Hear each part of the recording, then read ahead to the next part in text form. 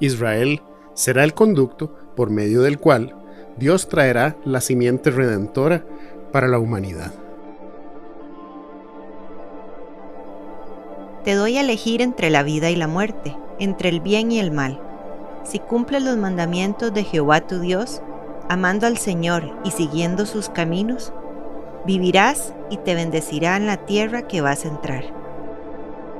Pero si tu corazón se rebela y no obedeces, si te dejas seducir y te postras ante otros dioses, te anuncio hoy que serás destruido sin remedio, y no vivirás mucho tiempo en la tierra a la que vas a entrar.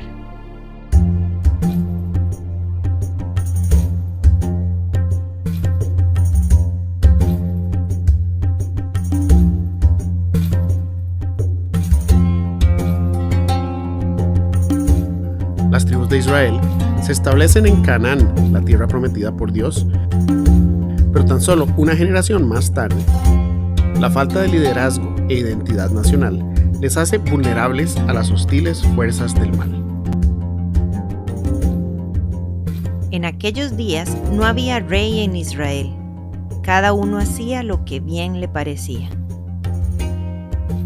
Así, el recién llegado pueblo, olvidando los beneficios de Jehová, desobedece sus instrucciones, pervirtiéndose con los dioses de sus vecinos. El ángel de Jehová dijo a los israelitas: Yo los saqué a ustedes de Egipto y los conduje a la tierra que había prometido a sus padres, y les dije: Jamás quebrantaré mi pacto con ustedes, y en cuanto a ustedes, no harán pacto con los habitantes de esta tierra. Sus altares derribarán. Pero no me han obedecido. ¿Qué es esto que han hecho? Por lo cual también dije: No los echaré de delante de ustedes, sino que serán como espinas en su costado, y sus dioses les serán lazo para ustedes. El libro de Jueces retrata la trágica situación que el pueblo vivió durante esa espantosa época. La ira de Jehová se enciende contra Israel, entregándolos en manos de invasores que los saquean. También en manos de sus enemigos de alrededor, a quienes no podían hacer frente. Sin embargo, a pesar de su infidelidad, Dios les levantaba jueces para librarlos de dichos invasores y así traerlos al arrepentimiento. Cuando Jehová les levantaba jueces, Jehová estaba con el juez y los libraba de mano de sus enemigos todos los días del juez, porque Jehová se compadecía por sus gemidos a causa de los que los oprimían y afligían. Pero cuando moría el juez, ellos volvían atrás y se corrompían aún más que sus padres, siguiendo a otros dioses, sirviéndoles e inclinándose ante ellos. No dejaban sus costumbres ni su camino obstinado. Este lamentable ciclo de arrepentimiento y rebeldía les acompaña por poco más de 400 años. Para empeorar la situación, tanto sacerdotes como jueces se desviaban tras ganancias deshonestas, aceptando sobornos y pervirtiendo el derecho. El pueblo pide rey a Dios, con la idea de crear una identidad nacional como las demás naciones, y acuden a Samuel, juez justo, diciendo: Has envejecido y tus hijos no andan en tus caminos. Ahora pues, danos un rey para que nos juzgue, como todas las naciones. Dios les concede rey, Saúl, quien bajo su mando, el pueblo comienza a recuperarse de sus enemigos. Sin embargo, este desobedece a Dios, por lo que Jehová le remueve del trono para colocar a quien por mucho se considera el más grande rey de Israel, David, que en hebreo significa amado. Octavo entre sus hermanos de la tribu de Judá y oriundo del pequeño poblado de Belén, de quien el mismo Dios ha dicho: He hallado a David, varón conforme a mi corazón, quien hará todo lo que yo quiero. Esto es de suma importancia, ya que el patriarca Jacob, antes de morir, al bendecir a Judá y su descendencia, profetizó lo siguiente: Judá, te alabarán tus hermanos, doblegarás el cuello de tus enemigos. Los hijos de tu padre se postrarán ante ti. No se apartará de Judá el cetro, ni el bastón de mando de entre sus pies, hasta que llegue aquel a quien le pertenece y a quien obedecerán los pueblos. Él amarra su burro a una vid y a una cepa las crías de su asna. Él lava en vino su vestido, en sangre de uvas su manto. Según las palabras de Jacob, de la tribu de Judá vendrá aquel que gobernará todas las naciones. Una clara referencia mesiánica a la simiente redentora. Bueno, efectivamente Dios hace pacto con David, y es precisamente en estos mismos términos. Cuando tus días se cumplan y reposes con tus padres, levantaré a tu descendencia después de ti y estableceré su reino. Él edificará casa a mi nombre, y yo estableceré el trono de su reino para siempre. Tu casa y tu reino permanecerán para siempre delante de mí. Tu trono será establecido para siempre. Jehová promete a David un reino eterno. David, entendiendo la magnitud de lo dicho por Dios, compone el Salmo 110, donde llama Señor al futuro rey mesiánico de su linaje. Y leemos: Jehová dijo a mi Señor: siéntate a mi diestra, hasta que ponga tus enemigos por estrado de tus pies. Juró Jehová y no se arrepentirá. Tú eres sacerdote para siempre, según el orden de Melquisedec. El Señor está a tu diestra, quebrantará a los reyes en el día de su ira, juzgará entre las naciones. David establece a Jerusalén como capital, conforme la misma voluntad de Dios, trasladando el arca del pacto a la ciudad.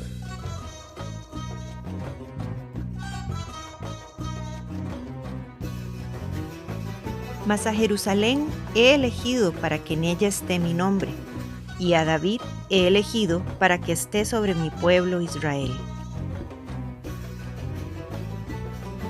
Así las cosas, Jerusalén es el monte de Dios, que en otras palabras y bajo su mismo contexto significa un nuevo Edén. Conocida también con otros nombres como el monte de Sión o ciudad de David, es ahora el centro de adoración a Jehová, el Todopoderoso. En otras palabras, la capital del reino de Dios. Este monte fue también el lugar donde en el pasado Abraham fue bendecido por Melquisedec, rey y sacerdote del Dios Altísimo, y también donde más tarde estaría dispuesto a sacrificar a su hijo Isaac. Entre otras cosas, el rey David aumentó considerablemente la extensión del reino, y con la ayuda de Dios vence a los enemigos más poderosos de Israel.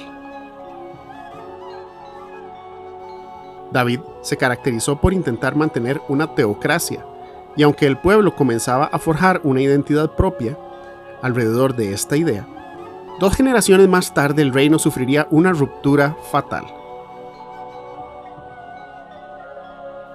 Salomón, sucesor de David, fue quien más expandió el territorio, incrementó el comercio con otras naciones y construyó el templo a Jehová, conforme la promesa de Dios a su padre. Pero también impuso pesadas cargas tributarias al reino, cosa que le levantaría a algunos enemigos. A pesar de sus logros y gran sabiduría para reinar, su corazón se desvió de Jehová. El rey Salomón amó a muchas mujeres extranjeras, gentes de las cuales Jehová había dicho a los hijos de Israel: no os llegaréis a ellas, porque ciertamente harán inclinar vuestros corazones tras sus dioses.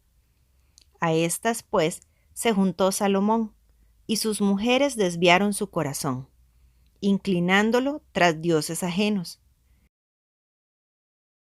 E hizo Salomón lo malo ante los ojos de Jehová.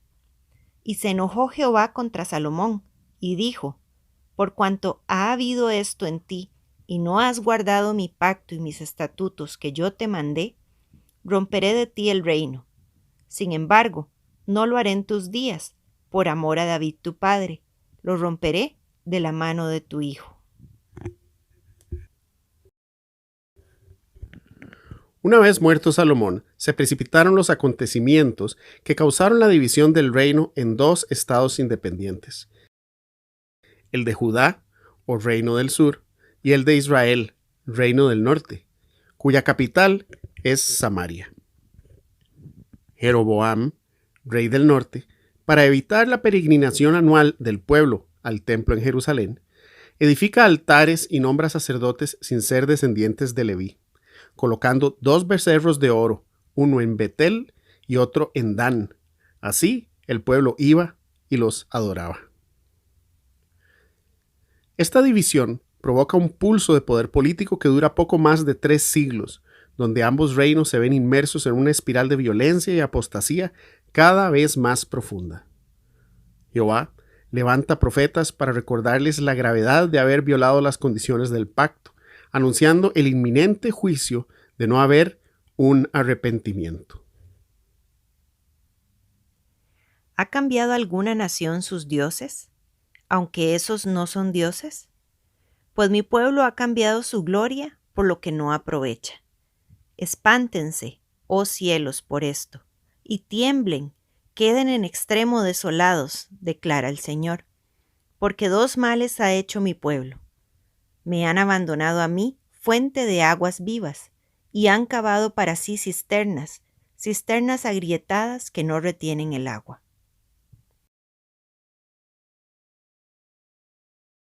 Tu maldad te castigará, y tus rebeldías te condenarán. Sabe, pues, y ve cuán malo y amargo es el haber dejado tú a Jehová tu Dios, y faltar mi temor en ti, dice el Señor, Jehová de los ejércitos. El pueblo da muerte a los profetas, y la ira de Dios se enciende contra ellos. En el año 721 a.C., el reino del norte cae presa del imperio asirio, quienes le conquistan, dispersando a todos sus habitantes entre las naciones, razón por la cual se les menciona como las 10 tribus perdidas.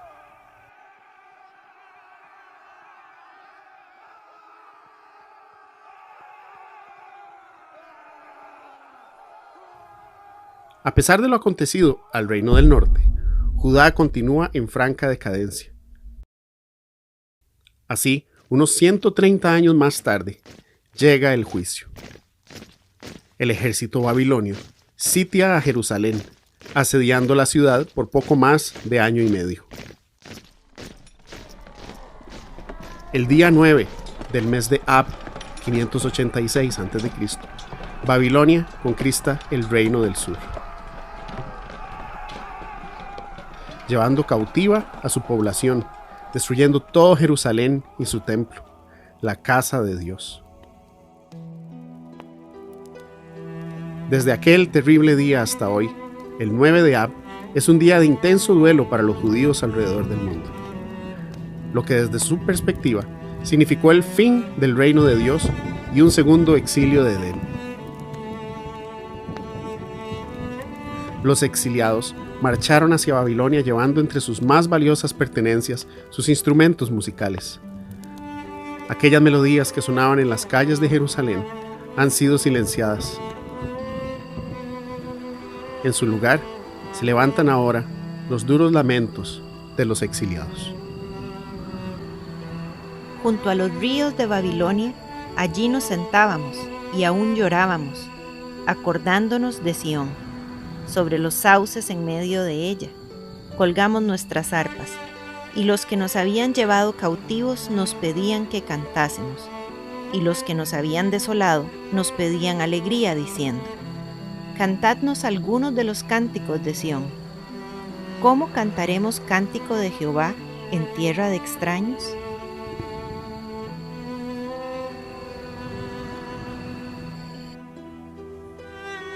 El consenso académico afirma que el exilio en la poderosa Babilonia fue el catalizador que impulsó a escribas y eruditos comenzar a recopilar y documentar tanto su tradición oral como los rollos de su historia, fuesen las crónicas de los reyes, las leyes levíticas, como las tradicionales historias de los patriarcas en la antigüedad, este es el momento donde se comienza a dar importancia al registro ordenado de la historia del pueblo de Israel, como un legado de su identidad para todos los expatriados y a la vez esperanza de una redención futura conforme la misma palabra de Dios a los profetas.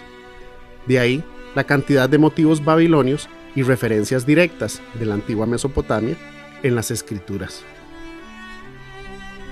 Convencidos de ser el pueblo formado por Dios y escogido para revelar sus propósitos, escribieron todas estas cosas, ignorando quizá que estaban siendo inspirados o incitados por el mismísimo Jehová a través de su circunstancia, para dar forma a lo que más tarde llamarían el Tanaj, acróstico de las 3 colecciones de libros sagrados que comprenden la Torá, la instrucción o enseñanza, los Neevim, profetas, y Ketuvim, los escritos, colecciones que los cristianos conocemos como el Antiguo Testamento.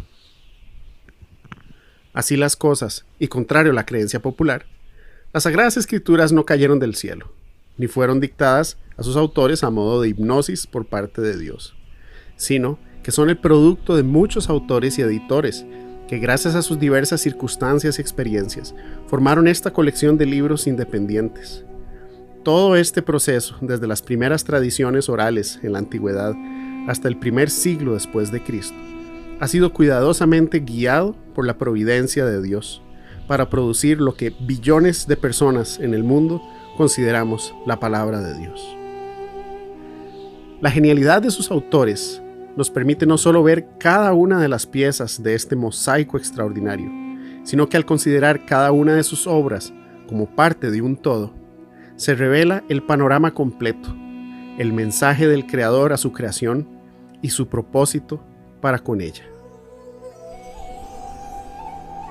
Entre este extraordinario compendio de escritos, encontramos los dichos de los profetas, que no solamente fueron enviados para arrancar, destruir, arruinar y derribar, sino también para edificar y plantar, dando lugar a diversas promesas de esperanza y salvación.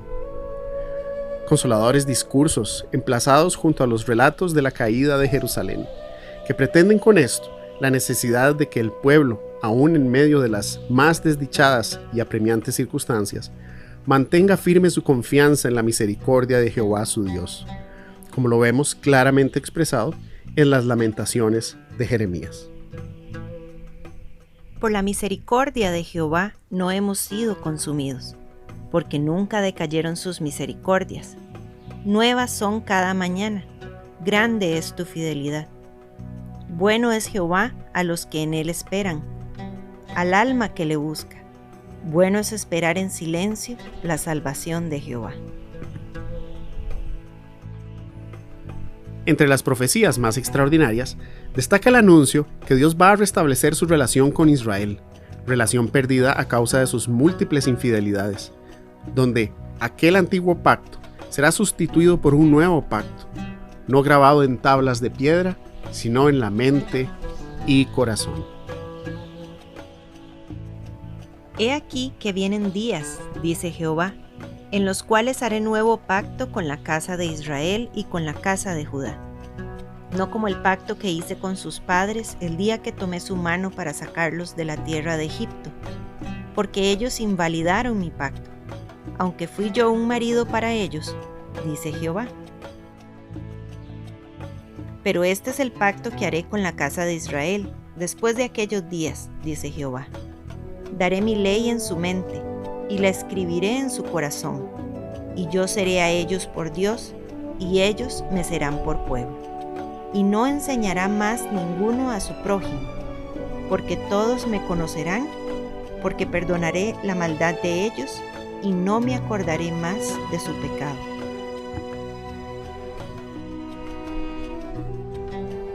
El mediador de este pacto será un rey justo del linaje de David, que traerá paz y salvación a todas las naciones de la tierra, el tan esperado Mesías de Jehová.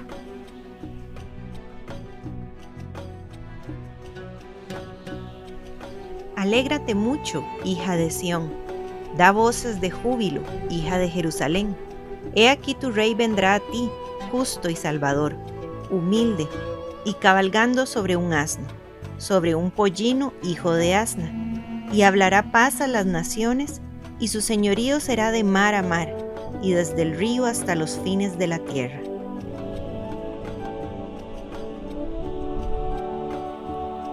He aquí mi siervo, yo le sostendré, mi escogido, en quien mi alma tiene contentamiento. He puesto sobre él mi espíritu. Por medio de la verdad traerá justicia. No se cansará ni se desmayará, hasta que establezca en la tierra justicia, y las costas esperarán su ley. Yo, Jehová, te he llamado en justicia, y te sostendré por la mano. Te guardaré y te pondré por pacto al pueblo, por luz de las naciones, para que abras los ojos de los ciegos, para que saques de la cárcel a los presos, y de casas de prisión a los que moran en tinieblas. Cantad a Jehová un nuevo cántico, su alabanza desde el fin de la tierra, los que descendéis al mar y cuanto hay en él, las costas y los moradores de ellas. Después de haber sido prácticamente barridos de su territorio a causa de haber violado el pacto, la colección de escritos de los profetas debió ser aquella luz de esperanza necesaria para no renunciar al llamado de Dios, aun cuando su reino y habitación habían sido devastados. He aquí vienen días, dice Jehová, en que yo confirmaré la buena palabra que he hablado a la casa de Israel y a la casa de Judá. En aquellos días y en aquel tiempo haré brotar a David un renuevo de justicia, y hará juicio y justicia en la tierra. En aquel día yo levantaré el tabernáculo caído de David, para que aquellos sobre los cuales es invocado mi nombre posean a todas las naciones, dice Jehová que hace esto. Jehová no solo hará nuevo pacto, donde pondrá su ley en el corazón y la mente de sus hijos, reversando así la maldad de los Nefilim, sino que además restaurará su reino en la tierra. Él reclamará para sí a todas las naciones, reversando también aquella tercera rebelión, la división de lenguas en Babel.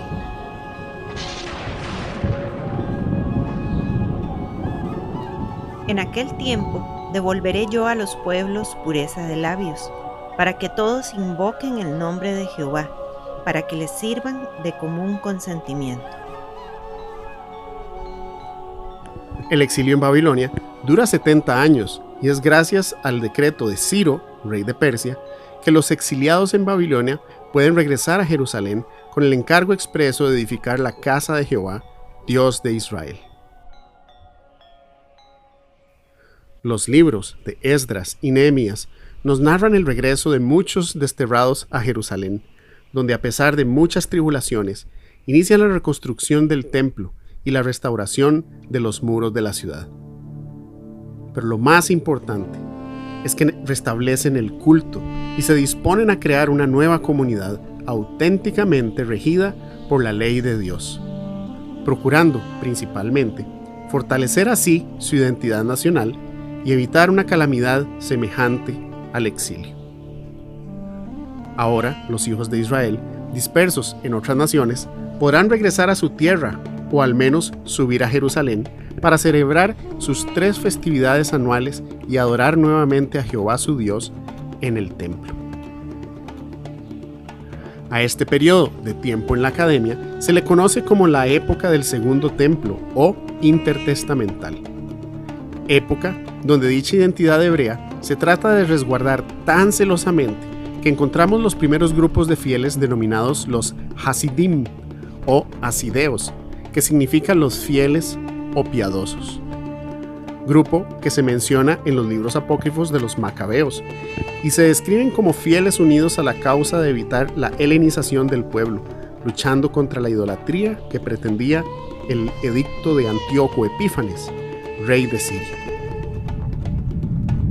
Los Macabeos o martillos, al vencer las aspiraciones del imperio seleucida, rededican el templo que había sido profanado por Antíoco, restableciendo nuevamente los servicios rituales tradicionales. Esta gran victoria se celebra hasta el día de hoy en la festividad de Hanukkah o dedicación, mencionada incluso en el Evangelio de Juan. Estos fieles o piadosos Hasidim se dividieron luego en dos fracciones claramente reconocibles. Primeramente, los Isim, esenios, quienes se retirarían al desierto en Qumran tras oponerse al nuevo sacerdocio y reinado hasmoneo implantado por los macabeos. Ellos se veían a sí mismos como los instrumentos que prepararían el camino del Mesías en su venida, conforme lo escrito en los profetas. Gracias a su estricta observancia de las Escrituras, es que hoy contamos con los rollos del Mar Muerto, los documentos más antiguos que confirman la efectividad de la transmisión bíblica a través de los siglos.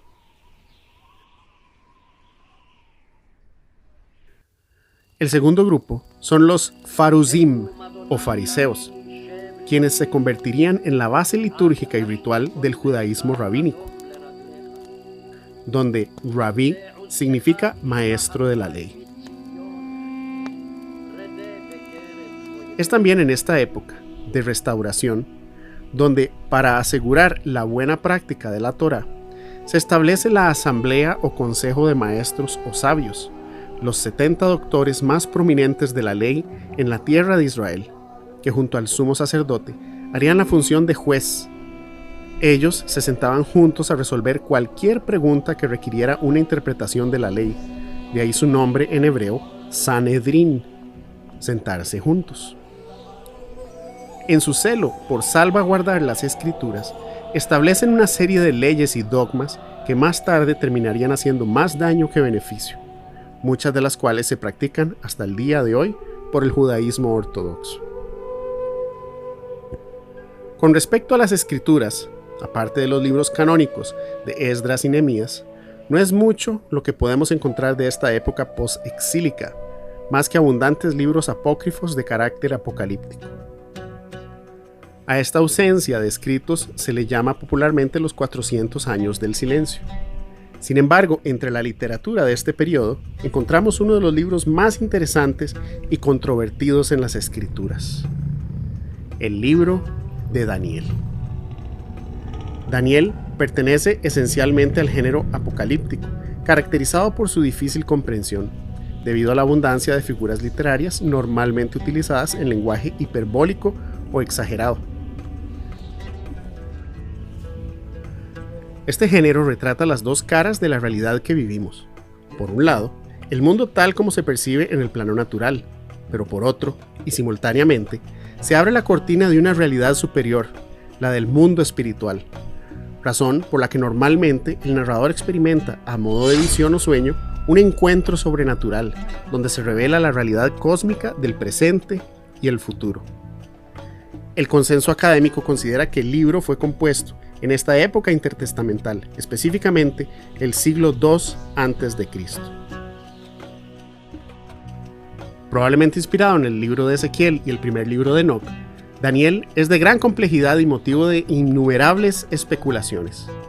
Sin embargo, a pesar de su controversial naturaleza, fue uno de los textos de estudio más populares para el judaísmo del primer siglo, ya que su contenido refuerza la idea de redención para todo aquel que confía en Jehová, especialmente el establecimiento del reino de Dios en la tierra. En el libro, Dios revela lo que ha de acontecer en un extraño sueño que Daniel interpreta al rey Nabucodonosor,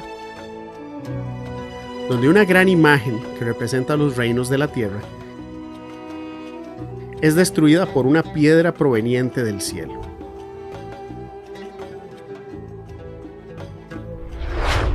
Esta piedra será el fundamento sobre el cual Dios levantará su reino como una gran montaña que cubrirá toda la tierra y permanecerá para siempre.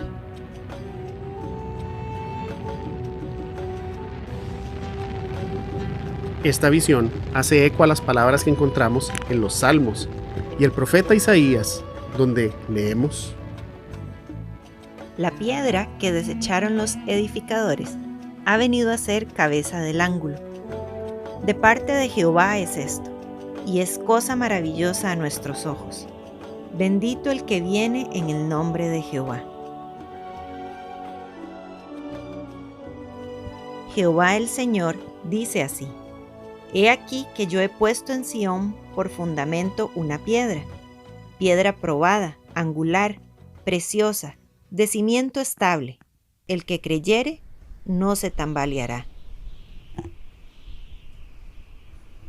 Quizá uno de los pasajes más desconcertantes en las Sagradas Escrituras lo encontramos en el capítulo 7 de Daniel, donde se describe a Jehová dando completo dominio a un ser humano que reinará eternamente sobre las naciones.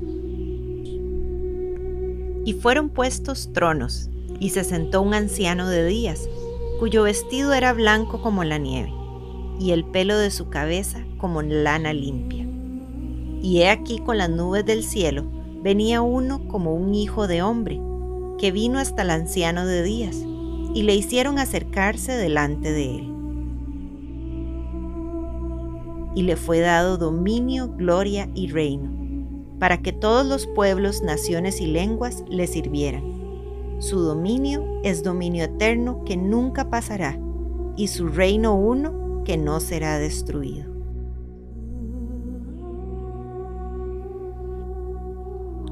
Este lenguaje que describe venir con las nubes es exclusivamente usado en las Escrituras para referirse a Dios.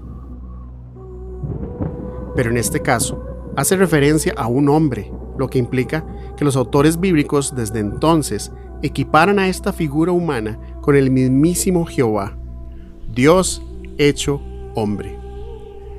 Esta no es una revelación para tomar a la ligera, es el anuncio de la visitación divina permanente, que derribará todos los imperios y restablecerá el reino de Dios en la tierra. En nuestro próximo y último episodio, veremos la resolución de todas estas cosas, el clímax de nuestro viaje a través de las Escrituras, la gran épica bíblica.